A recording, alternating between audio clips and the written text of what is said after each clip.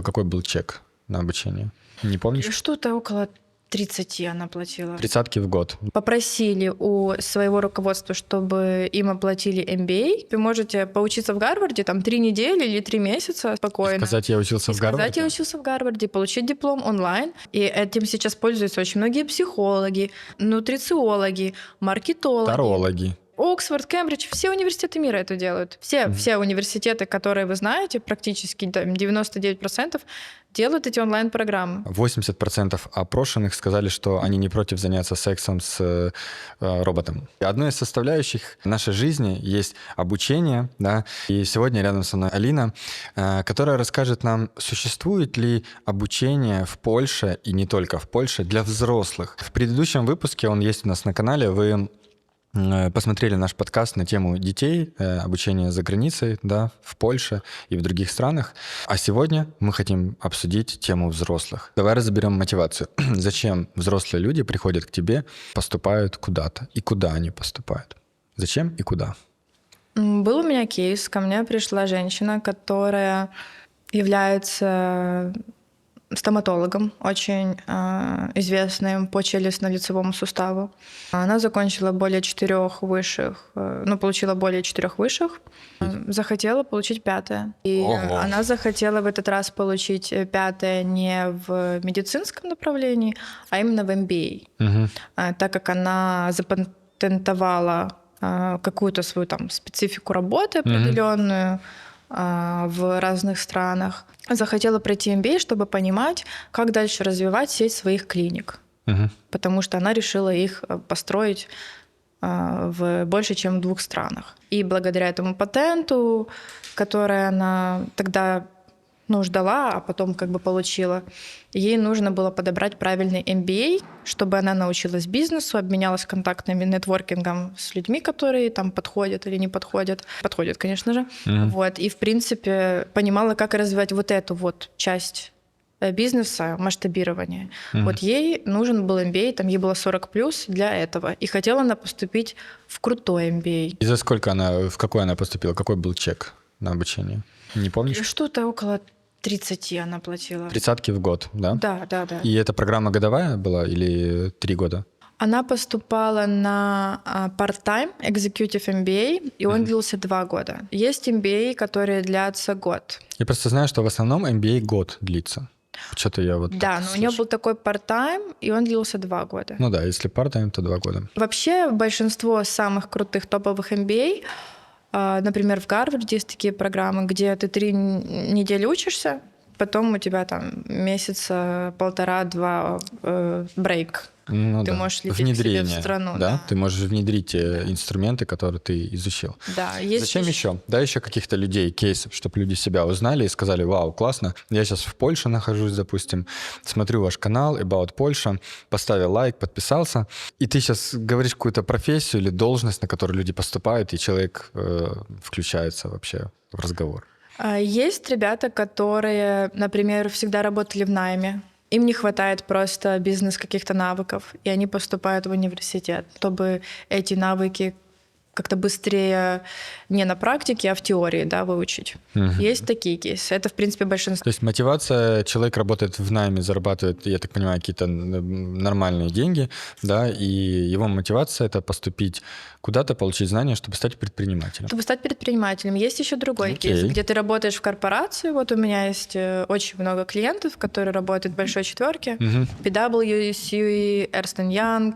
Вот именно из этих 2 компаний девочки попросили у своего руководства, чтобы им оплатили MBA, или какой-то просто master's degree, да, для повышения квалификации внутри компании. Компании заинтересованы в том, чтобы их сотрудник остался с ними, потому что ты обязываешься там отработать 2 или 3 года за счет того, что тебе оплачивают обучение. Ты повышаешь свою квалификацию, соответственно, ты растешь и в должности, и знаниями, и при этом получаешь параллельно магистратуру.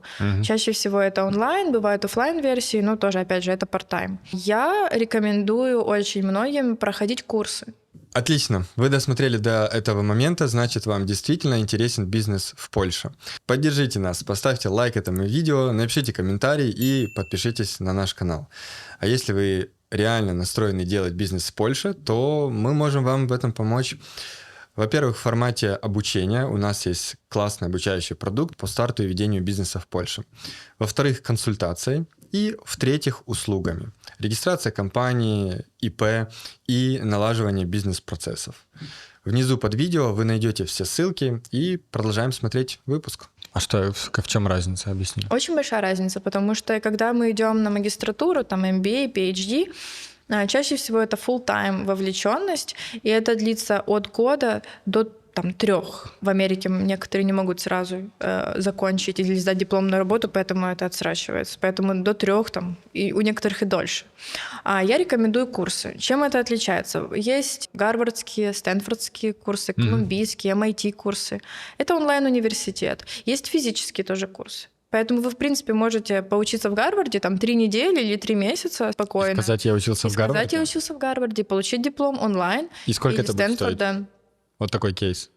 Вот если я хочу в Инстаграме написать такое, то сколько мне будет? 1500-3 тысячи долларов это будет стоить. Но ты при этом, у тебя крутая квалификация, у тебя топовые учителя, у тебя, в принципе, диплом, чтобы всем показать, да, что ты там учился, что ты с этим соприкасался. Вот тебе крутая выжимка знаний, современных, идущих в одну ногу с технологиями. И ты сам выбираешь количество недель, сколько ты хочешь учиться. Получается ситуация следующая. Люди идут либо, когда им реально нужны какие-то знания, да, вот взрослые люди поступают дальше в университет, обучаются, когда им нужны знания какие-то, вот как пример с этим дантистом. Второй кейс — это когда они хотят свипнуться с работы по найму в предпринимателя. Да, это все-таки важный переход, и кто-то действительно хочет сразу играть в большую игру, не так, как я, строить малый микробизнес, да, колупаться в этих всех финансах и всем остальном, а у кого-то есть бюджет, есть понимание инвестиций, он хочет зайти в большую игру. И для этого, наверное, нужен какой-то MBA. Как MBA правильно переводится? Master of Business Administration. Вот.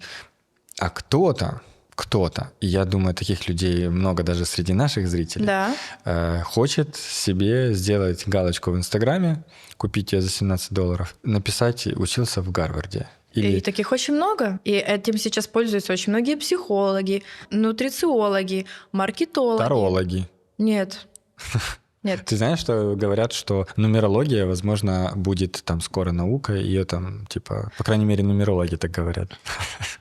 Давай пройдем по всем категориям. И сначала высшее образование, классическое, да, нормально. А потом еще обсудим курсы, потому что мне кажется, что курсы будет много кому интересно. Какие курсы, какие чеки, какие направления. Большинство наших клиентов поступает в Британию на магистратуру. После, например, с украинским дипломом или с польским дипломом.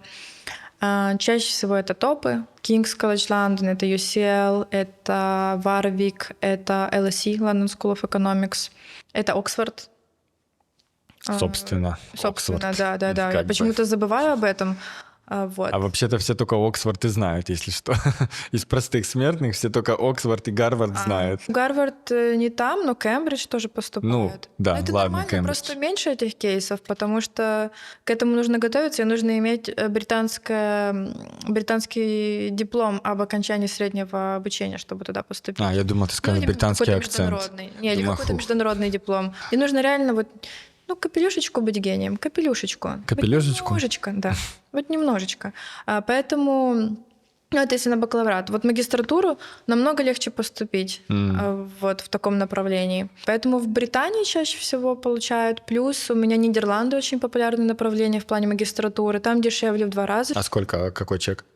В Нидерландах? От 10 до 20. Получается, ты условно 15 заносишь, и у тебя еще одно дополнительное образование. Да. Причем оно практичное, применимое, актуальное, да? Очень крутое образование в Нидерландах, и его очень сильно недооценивают. Оно академически на английском, ничем не хуже. На английском. Ничем не хуже Британии или или США. Я больше скажу тебе, что работодатели в США очень любят ребят, закончивших обучение в Нидерландах. Очень любят голландские дипломы, потому что голландцы, они не шутят. Голландцы на минуту опоздал пока. Все, ты фейл. Приходи или не приходи вообще. Академически очень сильные университеты, практически все, очень. Ручаюсь за голландское обучение вот руками и ногами. В Маастрихтский университет очень популярный, Амстердамский, Утрехтский, Лейден, Роттердамский прикладных наук, Эразмус Роттердам очень популярный, Гронинген. Если мы говорим про какие-то арт-направления, это Артес, это Гаагская академия, Королевская, Айндховенская академия. Это ты просто так для простых смертных поинтересоваться. Это ты про какие страны говоришь? Это все Нидерланды. Это все Нидерланды. Окей. Сори, я просто думала, что всем... Знаешь, когда ты в этом варишься, ты думаешь, что все это знают. Да, я понимаю. Не, на самом деле, я же говорю, простые люди из топ-универов знают Кембридж. 2 английских и 1 американский. Да. Ладно, MIT еще знают. Ну, а так и все. Гарвард, Кембридж, там, MIT, и список закончился. Расскажи про эти лекции, вот локальные курсы, которые ты можешь пройти и написать у себя в Инстаграме. Я учился в Гарварде.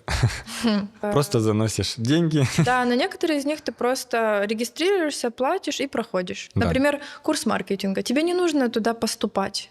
Тебе не нужно собирать весь этот пакет документов. Ты просто записался, там Стэнфорд, Колумбия, еще какие-то разные университеты. Я в это сильно не вникаюсь, я просто скидываю ссылку к клиенту и все. Записался, оплатил, прошел, сдал экзамен онлайн, и тебя выслали для LinkedIn, или, в принципе, если хочешь онлайн там, или офлайн, тебе выслали этот сертификат. Да. Можно физически пройти, но физически, насколько я помню, чаще всего все-таки нужно, не всегда, да, я не буду это гарантировать или там отвечать за это, чаще всего нужно предоставить опыт работы, если это 3-месячный какой-то курс, опыт работы и английский, что ты потянешь. И тебя уже впускают в класс, и ты там проходишь этот курс, соответственно, ты даже уже побывал в этом университете, в Стэнфорде, и можешь оттуда типа сделать селфи и сказать: ребята, я учился в Стэнфорде. На LinkedIn, в Instagram, и это крутая маркетинговая стратегия тоже для, в принципе, всех людей. Очень многие, я вижу, что этим пользуются. Да. И я поэтому когда мне говорят, что кто-то закончил Стэнфорд, Гарвард, там, Колумбийский... Ты просишь показать, MIT, что именно он закончил, меня вообще это не удивляет. Оксфорд, Кембридж, все университеты мира это делают. Все университеты, которые вы знаете, практически 99% делают эти онлайн-программы. И это можно получить магистратуру онлайн, можно пройти какой-то курс и сказать, что ты пользовался этим. Слушай, даже я училась в Варшаве, у меня есть сертификат Лондонской школы экономики. Это топ-5 Британии. Даже я прошла через это. А когда это было? 10 лет назад? Мир разделяется на 2 категории. Первый — это те, кто еще больше смотрит этот быстрый мусорный контент, и на тех, у кого есть потребность смотреть классный, глубокий контент. Я верю в то, что подкасты — это один из лучших способов быстро создать связь с аудиторией, раскрыть вас как бренд личности, либо ваш продукт. Я знаю, что многие из вас хотели бы быть на этом месте и записать подкаст на самом большом YouTube-канале о бизнесе в Польше. И отличные новости. Сейчас это возможно. Внизу под видео есть ссылка. Там вы найдете формат работы, наши кейсы, отзывы и стоимость. Буду рад сотрудничать с вами, и продолжаем смотреть выпуск. И еще вопрос, сейчас важно. В Польшу кто-то поступал у тебя из взрослых? Или все-таки все сразу выбирают за границу? Польша. Вот по медицине было, поступают на медицину в Польше для усовершенствования своих каких-то навыков. Было пару кейсов по MBA или по магистратуре. Здесь в польский MBA? Да. Там Казминский, он неплохой, туда многие ездят, и он считается, в принципе, премиум университетом по бизнес-направлениям. И он стоит как Голландия. То есть 10, 15 в год? 8-9 что стоит. Но это бакалаврат, там немножечко дороже магистратура будет. В принципе, обучение в Польше стоит как в Нидерландах, или в Испании, или в Рекомон, ребята. Ценится все-таки нидерландская лучше, да? Я не буду здесь отвечать, каким-то и давать профессиональное мнение, потому что все зависит от программы. Потому что где-то программа лучше, где-то хуже. И это мое слово может повлиять на будущее многих, а это очень нужно индивидуально к этому подходить. Потому что кому-то есть что за что, знаешь. Насколько образование, которое ты получаешь, даже уже там как взрослым, котируется потом условно у американского работодателя? Круто котируется. То есть они реально на это смотрят?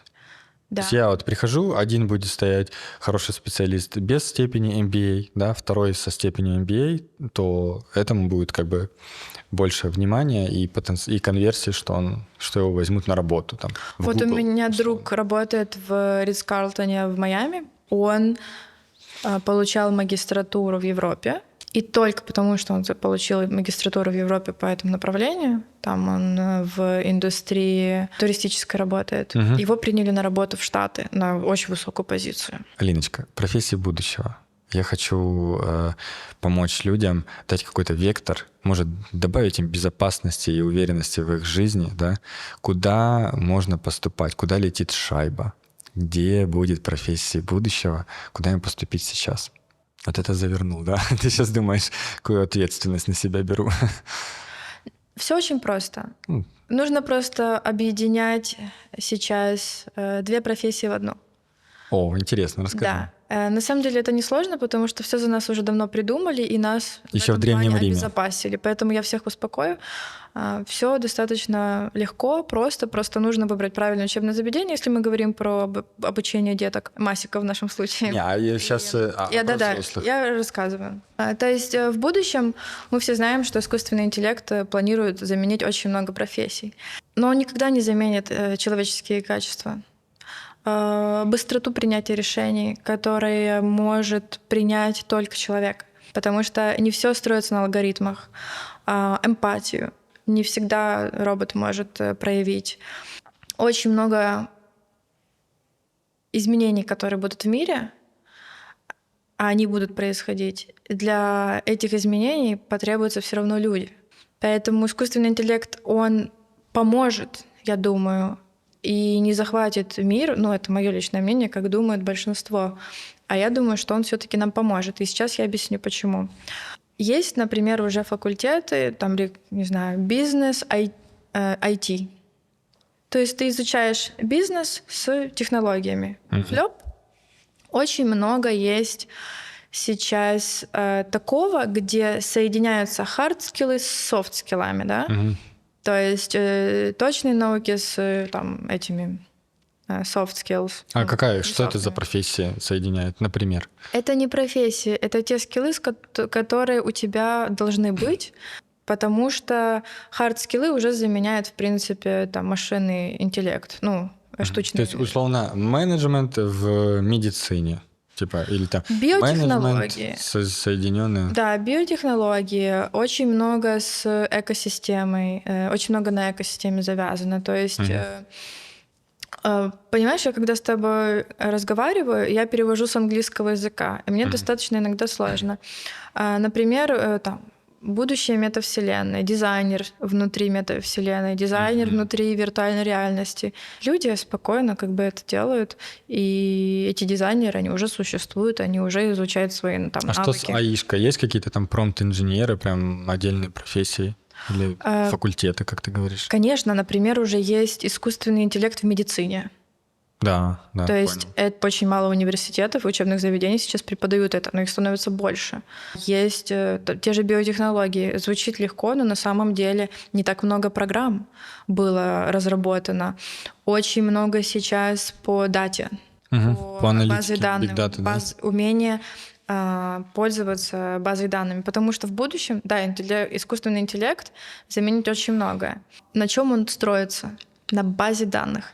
И те, у кого она будет, почему все так за такие большие деньги выкупают, и те, у кого будет эта база данных, те будут в выигрыше, и те будут миллионерами, потому что на базе данных будут приниматься решения искусственным интеллектом. И эту сборку нужно коллекционировать, и ее нужно держать, ее нужно развивать. Психологи. Так как мы идем в такую эру, где люди становятся все более и более интровертны и депрессивны. Менее социальные, да? Менее социальные. Связи меньше. Психологи будут 100% востребованы. Не могу гарантировать, что нумерологи и тарологи будут так настолько Хотя востребованы. я очень топлю за эту тему, я тебе честно скажу. Я считаю, что прям это будет. Я не против этого образования, я не против никакого вообще образования. Я не знаю, будет ли это профессия будущего. Вот настолько, насколько востребован будет психолог, потому что... А OnlyFans, как ты думаешь, и эта вся тема? Ну, то есть нам вот недавно оставляли заявку, девушка. Так и так занимаюсь онликом, помогите jednoosobovo дивальность открыть. И это уже там 4-й клиент за это время. Круто, наверное. Причем есть в Польше ПКД, то есть вид деятельности уже под это. Смотри, сейчас уже в Oculus и очках виртуальной реальности ты можешь смотреть порнографию, и ты можешь, в принципе, заниматься любовью или как это. Я бы сказал сексом, пока Хорошо, сексом. сексу, да. Может быть, в будущем любовью, но пока Хорошо, сексом. раз мы можем, это подкаст для взрослых, а не для Конечно. мальчиков. Можешь тогда заниматься развратом, давай скажем. Да, ты Грязью, можешь развращаться как бы В уже очках. в очках виртуальной реальности. Соответственно, По опрошенным я не помню, какая выборка респондентов, но 80% опрошенных сказали, что они не против заняться сексом с роботом. В Америке делали этот опрос. Не буду спрашивать у тебя, но это интересно, да? Что еще? Какие-то еще профессии есть?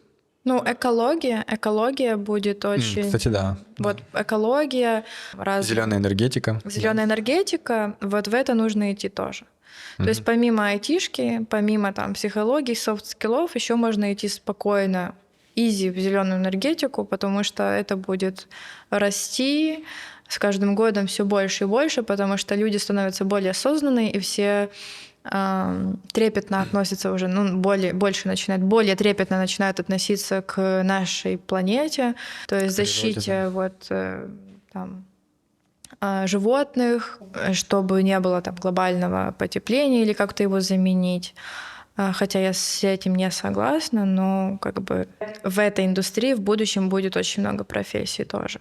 Что бы ты, Алин, посоветовала тем взрослым, кто нас сейчас смотрит, да, в завершении, below the line? На что им важно обратить внимание при поступлении, при, возможно, выборе вуза, при стратегии, которую они используют? Как я уже сказала, все до меня было придумано уже и ранее, поэтому я рекомендую почитать World Economic Forum 2025-2030 года, статистику будущих профессий. Там показывается, что около 60 профессий будут заменены, или они будут, в принципе, они исчезнут. Модифицируются или заменятся полностью? Они заменятся. Даже сейчас вот большие корпорации делают такие университеты, где они адаптируют одну профессию сотрудника к другой. То есть это уже происходит. Я ничего нового не рассказала и не придумала. И вот эти вот разные курсы, Coursera, edX, Udemy, они для вот этих больших корпораций и компаний, они на них уже работают. И эти курсы в доступе. Поэтому я считаю, что нужно открыть просто-напросто отчет мировой, да, по там, профессиям будущего, почитать, посмотреть, понять, что тебе импонирует. Что тебе импонирует, и как ты свои навыки и скиллы можешь адаптировать просто под будущее и быть готовым. Есть курсы, они недорогие. Есть курсы, которые дорогие. То есть ты сам можешь адаптировать, исходя из своих возможностей, адаптироваться под новые возможности будущего. И это возможно, не нужно этого бояться. Все для нас делается. Никто не хочет нас убить, никто не хочет нас искоренить и сделать из нас супербедных граждан. У нас есть интернет и доступ к очень большой базе знаний, и у нас есть большая привилегия по сравнению с нашими родителями. Мы можем очень круто благодаря этому подготовиться к будущему. Класс. Аминь. Аминь. Спасибо тебе за разговор. Ты очень умная девушка с классными результатами. Все ссылки на твой Инстаграм, на Инстаграм Алины и на компанию найдете внизу под видео. Если вам, как взрослому, нужна помощь в поступлении, в выборе вуза, в том, чтобы правильно заонбордиться в этом вузе, то, я так понимаю, ты с радостью допоможешь. Я с радостью могу проконсультировать. Меня команда может проконсультировать. В принципе, обязательно с удовольствием поможем. Аминь. Аминь. Спасибо. Спасибо большое. Спасибо за просмотр этого видео. Верю, что это было для вас полезным, и если так, поддержите нас, поставьте лайк этому видео, подпишитесь на наш канал, и внизу под видео есть форма комментариев. Задавайте ваши вопросы, обсуждайте выпуск, и мы с удовольствием ответим на ваши вопросы.